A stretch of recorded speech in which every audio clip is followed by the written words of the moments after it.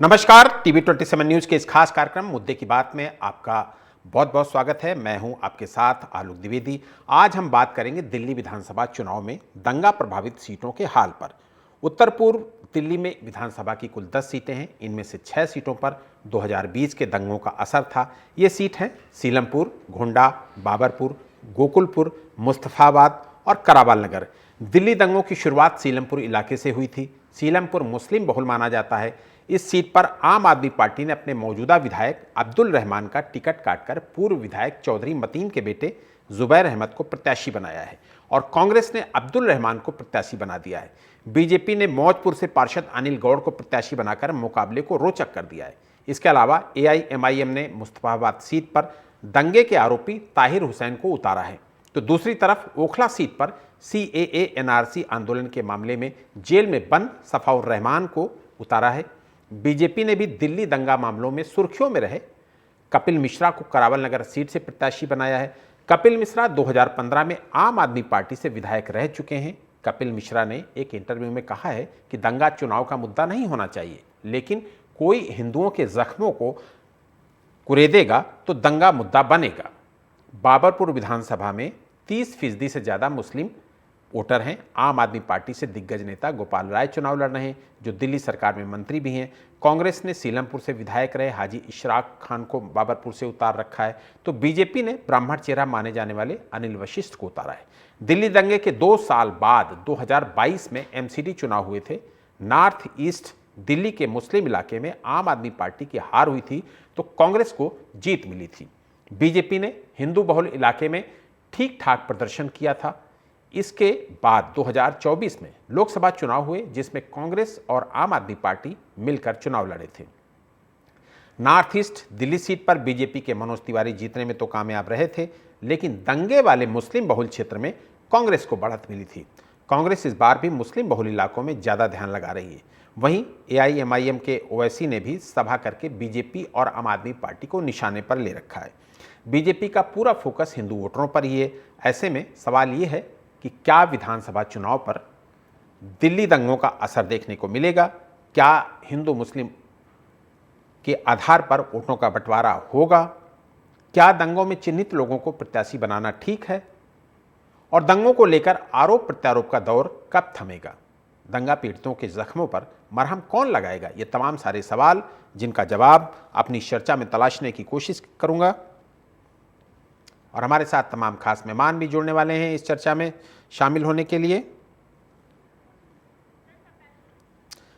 BJP प्रवक्ता नवरत्न गुप्ता हमारे साथ जुड़ चुके हैं, कांग्रेस प्रवक्ता आशीष सैनी हमारे साथ जुड़ चुके हैं, और आम आदमी पार्टी प्रवक्ता प्रदीप गुप्ता भी हमारे साथ जुड़ चुके हैं।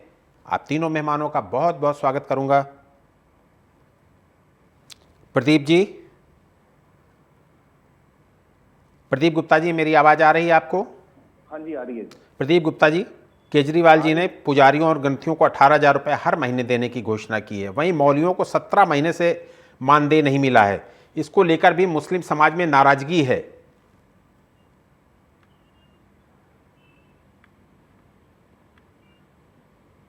एक बार जरा दोबारा सवाल करेंगे, आवाज क्लियर नहीं आ रही। केजरीवाल जी ने, अभी आपने देखा ही होगा, थोड़े दिनों पहले ही पुजारियों और ग्रंथियों को 18,000 रुपये हर महीने देने की घोषणा की है। दूसरी तरफ मौलवियों को 17-18 महीने हो गए, उनको उनका मानदेय नहीं मिल रहा है। हम बात कर रहे हैं मुस्लिम बहुल सीटों की, दंगा प्रभावित क्षेत्रों की। ऐसे में मुस्लिम समुदाय में इस बात को लेकर नाराजगी है। ऐसा है, उनकी नाराजगी जायज है, लेकिन वो भी इस बात को समझते हैं केजरीवाल जी को जिस तरह से तंग किया गया, उनको जेल भेज दिया गया, जिससे दिल्ली के सारे कामों पे असर पड़ा।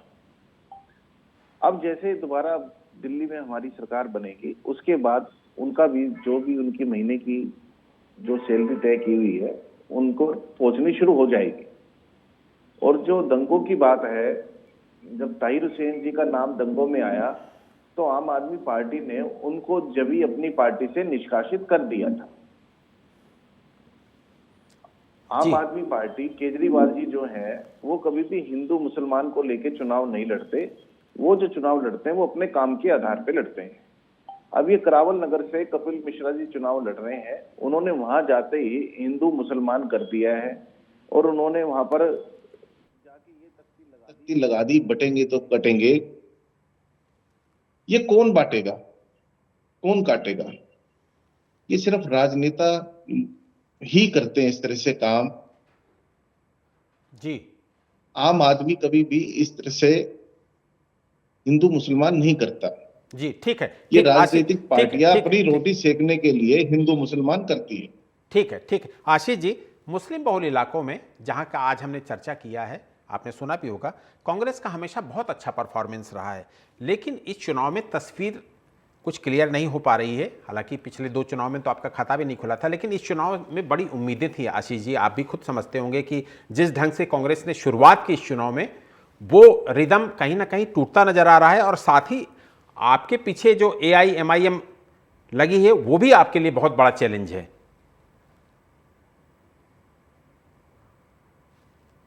आशीष जी,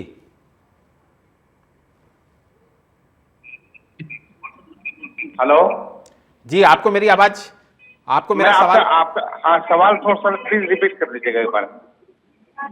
मुस्लिम बहुल इलाकों में कांग्रेस का हमेशा से बहुत अच्छा परफॉर्मेंस रहा है, लेकिन इस बार तस्वीर क्लियर नहीं हो पा रही है।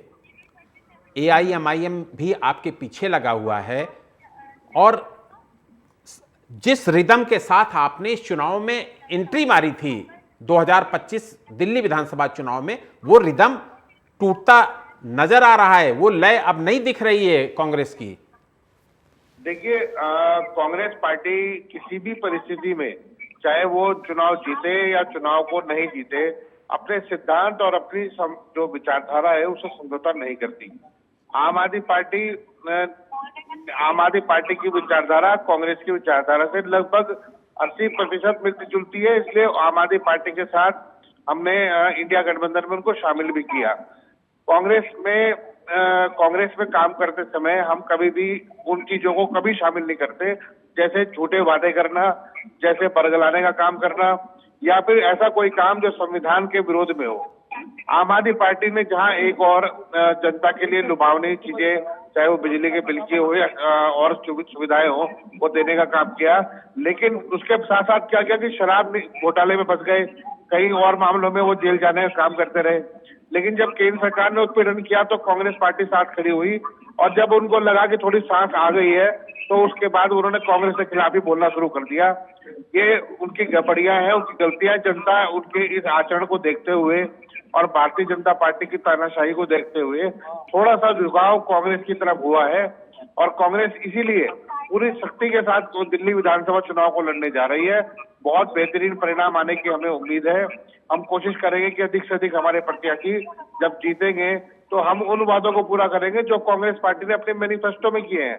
आज भी यदि आप तीनों मैनिफेस्टो को एक साथ रखेंगे तो ज्यादा भरोसा लोगों का केवल कांग्रेस के मैनिफेस्टो पर ही दिखाई देगा। तो इसीलिए हम अपने पूरे उत्साह के साथ, पूरे जोश के साथ मैदान में हैं। जी ठीक है। नवरत्न जी, बीजेपी एक तरफ तो एक नवरत्न जी, बीजेपी एक तरफ तो ये कहती है कि बहुत साफ सुथरी पॉलिटिक्स करती है, संस्कारी पार्टी है, दूसरी तरफ दंगे के आरोपी कपिल मिश्रा को अगर टिकट दिया जाता है तो कैसे ये दावा किया जा सकता है कि आप साफ सुथरी पॉलिटिक्स करते हैं? कपिल मिश्रा के ऊपर तो आरोप लगे थे, मजबूती के साथ आरोप लगे थे कि उन्होंने ही माहौल ख़राब किया 2020 के दंगों में, और उसके बाद से ही दिल्ली की हालात ख़राब हुए थे। कहने वाली बातें हैं, ये सब आपको पता है। जिस प्रकार आम आदमी पार्टी के ताहिर हुसैन हो या अमानतुल्लाह खान हो, जिन्होंने कपिल मिश्रा के ऊपर ऐसे आरोप लगाए थे, ये सब बेबुनियादी आरोप है। आपको पता है कि कोई भी आरोप ऐसा सिद्ध नहीं हुआ जो कपिल मिश्रा भारतीय जनता पार्टी या उसके किसी भी नेता के ऊपर रहा हो। रही बात ताहिर हुसैन, घर के अंदर पत्थर, किसके घर के अंदर से पत्थर मिले, गुलेल मिली, आपने भी उस जगह पे जाकर के कवर किया था। उस समय भी मैंने आपके साथ डिबेट की थी। आप खुद बताइए कि उस जगह पे किसके घर से पत्थर मिले, गुलेल मिली, पेट्रोल बम मिले। निश्चित आप जो है वो पूरी तरीके से इस समय घटिया राजनीति के ऊपर उतारू हो गई है। वो हर तरीके से झूठ पर झूठ बोल करके, चाहे वो हिंदू मुस्लिम कराना हो, चाहे वो मुस्लिम ब्राह्मण कराना हो, चाहे कुछ भी किसी भी तरीके से वो चुनाव को जीतना चाहती है। उनको पता है कि वो इस बार चुनाव नहीं जीत रहे हैं, इसलिए वो सभी प्रकार के श्याम राम दंड भेद, जो एक पहले कहावत चलती थी, उस प्रकार वो अब चुनाव को जीतने के लिए अपनी हर पुरजोर कोशिश में लगे हुए हैं।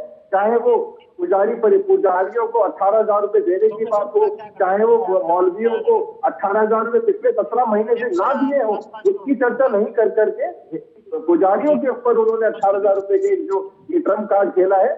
निश्चित इसको पुजारी परिवार भी समझ चुका है और सारे हिंदू भी समझ चुके हैं और सारी पार्टियां भी समझ चुकी है कि केजरीवाल भ्रमित करने की राजनीति करते हैं। उनके पास और कोई मुद्दा नहीं है, इसलिए उन्होंने अभी आपने कल उनके प्रेस कॉन्फ्रेंस में देखा होगा कि उन्होंने बोला कि हरियाणा से पानी के अंदर जहर मिलाया जा रहा है और तमाम प्रकार की बातें इस प्रकार केजरीवाल और उसकी पार्टी के नेता करते जा रहे हैं। उनके पास वास्तव में कोई जवाब नहीं है। उनके पास चुनाव लड़ने के लिए मौजूदा कोई भी नीति, कोई भी रणनीति ऐसी नहीं है कि जिससे वो भारतीय जनता पार्टी और उसके नेताओं को चुनाव में शिकस्त दे सके।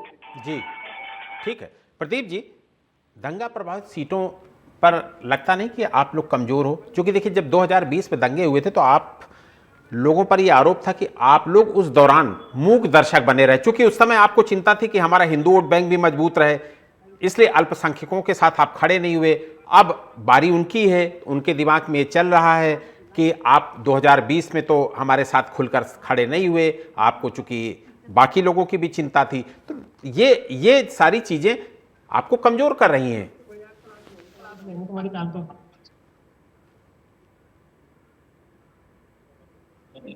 प्रदीप जी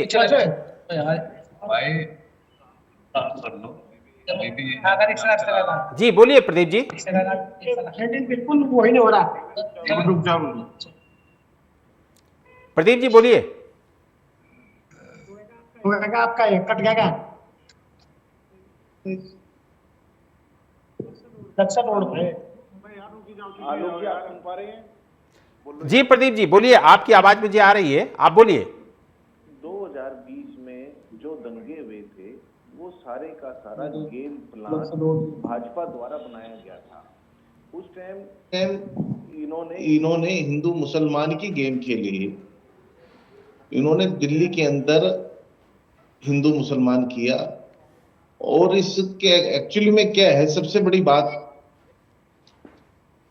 बीजेपी की सेंटर में गवर्नमेंट है, बीजेपी के साथ पुलिस है, तो सारा प्रशासन उनके साथ है।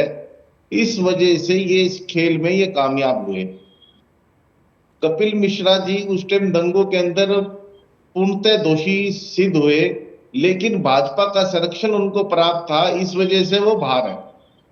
हमारी पार्टी के ताहिर हुसैन का नाम आते ही आम आदमी पार्टी ने उनको जब भी निष्कासित किया, उनका कोई फेवर नहीं लिया, और आम आदमी पार्टी ने जो भी अल्पसंख्यकों के साथ दिक्कत आई, जो भी जुल्म हुए, आम आदमी पार्टी उनके साथ कंधे से कंधा मिला के उस टाइम भी खड़ी थी और आज भी खड़ी है।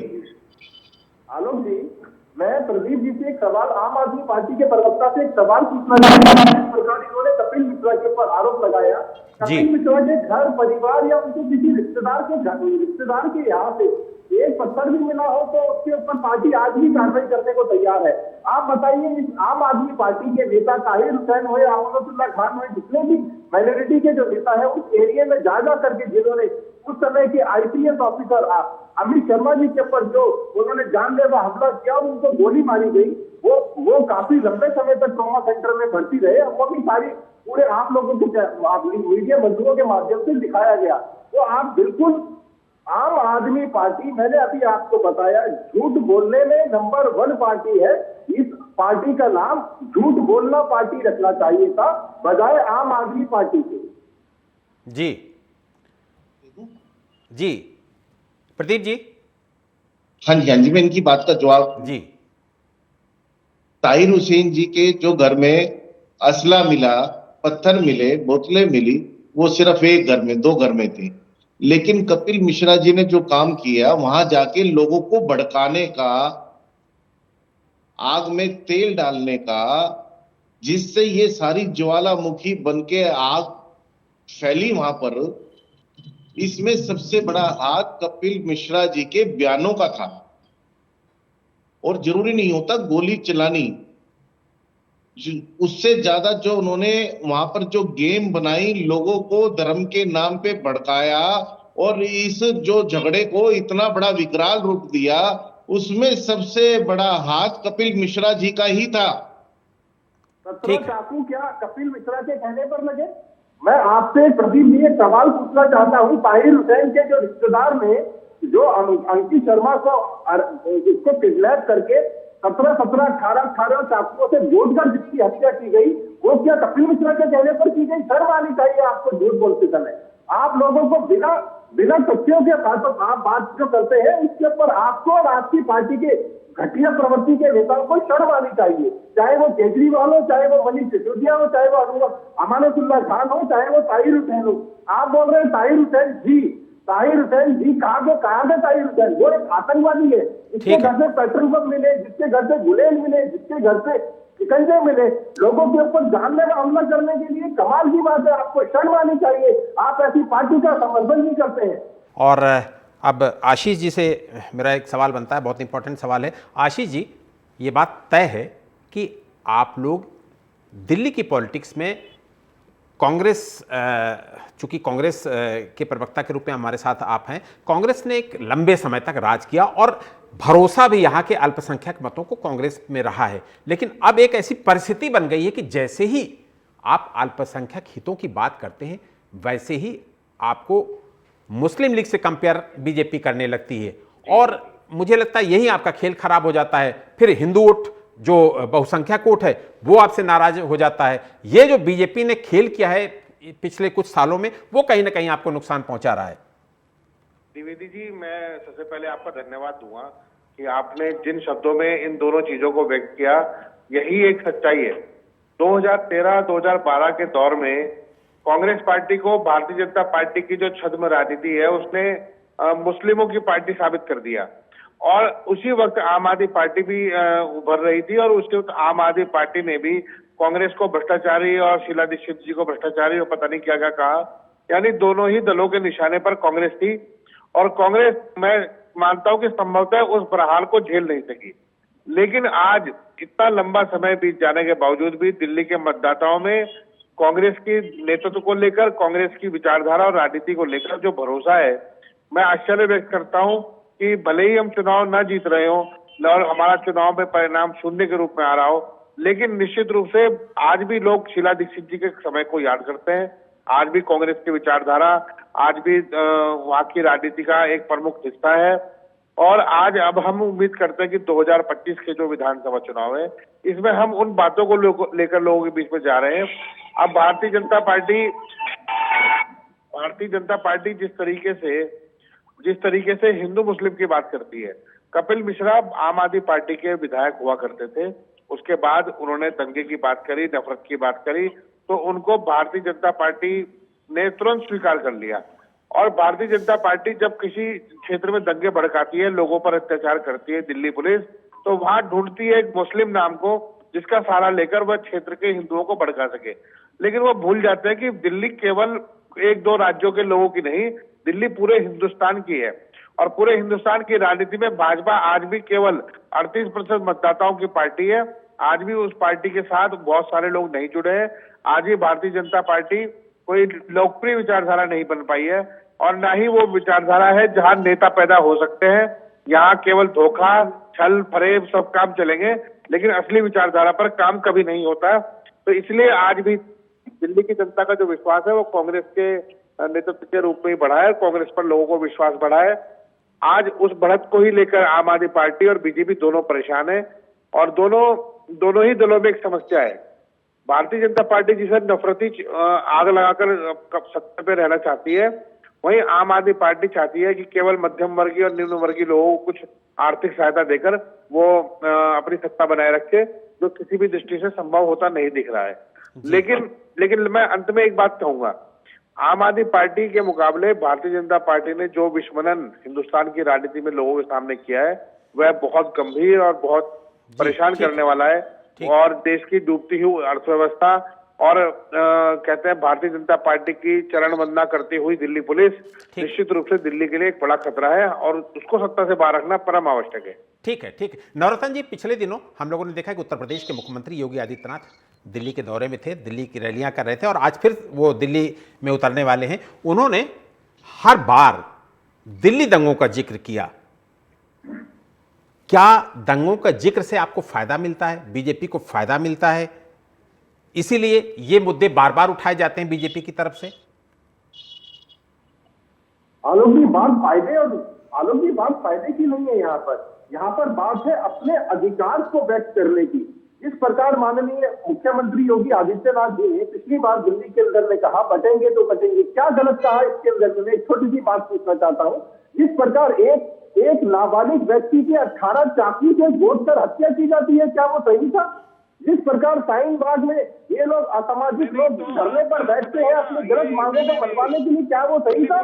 जिस प्रकार सीलमपुर के अंदर में एक घर से पेट्रोल बम मिलते हैं, गुलेल मिलती है, क्या वो सही है?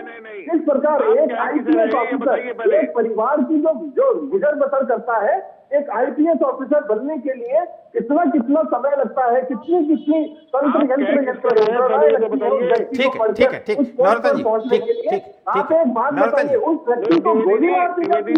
ठीक है नवरत्न जी और आशीष जी, आपके पास आऊंगा। प्रदीप जी आपसे एक छोटा सा सवाल। अब पिछले 2 चुनाव में, बल्कि पिछले 3 चुनाव में दिल्ली के अल्पसंख्यकों ने आप पर 100% भरोसा जताया। इस बार हम देख रहे हैं कि कांग्रेस भी आपके पीछे लगी हुई है और एक नई पार्टी AIMIM वो भी दिल्ली में एंट्री मार चुकी है, हैदराबाद से निकलकर दिल्ली में एंट्री मार चुकी है। क्या इन दोनों की मौजूदगी में वही 100% भरोसा आप जीत पाएंगे अल्पसंख्यकों का? अल्पसंख्यकों का 100% भरोसा हमारी पार्टी के ऊपर ही है, केजरीवाल जी के ऊपर ही है। ओबीसी जी की जो बात है, उनका तो क्या है, बेगानी शादी में अब्दुल्ला दीवाना। ठीक आशीष जी, ठीक आशीष जी की बी पार्टी के रूप में काम कर रहे हैं।